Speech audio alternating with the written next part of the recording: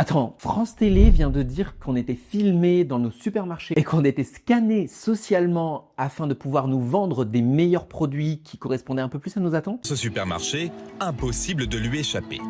Situé dans l'allée centrale, cet écran dopé à l'intelligence artificielle scanne tous les clients pour proposer à chacun le produit dont il a peut-être besoin.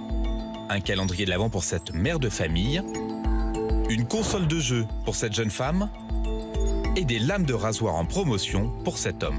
Alors c'est factuellement faux et je t'explique pourquoi. Dans le reportage que vous voyez à l'heure actuelle, on voit justement un supermarché équipé de caméras dites intelligence et là, gros raccourci, on te fait croire que ton visage, ton profil, ton comportement sont analysés au sein du supermarché afin de t'adresser à toi une promo spécifique. Alors soyons clairs, les caméras augmentées, ça existe. Elles peuvent compter les gens, analyser les flux, estimer une tranche d'âge, détecter une affluence. Mais la CNIL le dit noir sur blanc, dès que ça touche à la segmentation individuelle et à l'analyse du comportement pour influencer une personne en temps réel, c'est illégal dans l'espace public. Et même dans un magasin d'ailleurs, la plupart des usages personnalisés ne respectent ni le RGPD, ni les obligations de proportionnalité, ni le droit d'opposition. Selon la CNIL, ces systèmes changent la nature même de la vidéosurveillance. On ne filme plus, on analyse automatiquement les gens. Et ça nécessite un cadre juridique qui n'existe pas aujourd'hui. Résultat, pas de reconnaissance faciale, pas de ciblage individuel, pas de notation comportementale dans un supermarché. Ce qu'on peut faire légalement, c'est statistique, anonymisé pour optimiser les rayons, les flux, les horaires.